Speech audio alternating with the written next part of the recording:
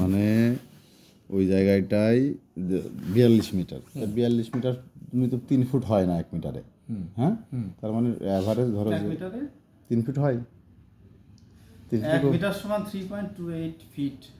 তার 3 ফিটের বেশি হচ্ছে।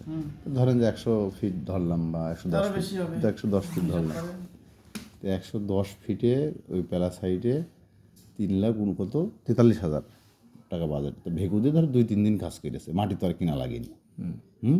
তাহলে শুধু খরচ হয়েছে ভেকু, মানে ভেকু ভাড়া। আপনারা কি ওই প্যালাসাইটে মাটির হিসাব 3 লাখ ধরলেন নাকি? হ্যাঁ হ্যাঁ হ্যাঁ, না না, আমি আপনাকে বলেছি ওই প্যালাসাইট কনস্ট্রাকশন, যে প্যালাসাইটটা করছে না গাঁথনি, সব খরচ ওইটা খরচ। এটা মানে ওখানে তো শুধু মাটি ভরাট করেছে, তাছাড়া তো আর কিছু করিনি।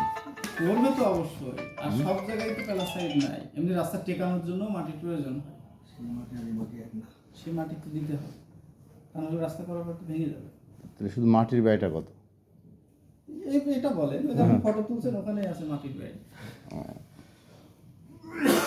প্যালাসাইট একদিন মাটি রাখছি, সেটা বলতেছে প্যালাসাইট মানে কনস্ট্রাকশন করে গাইতে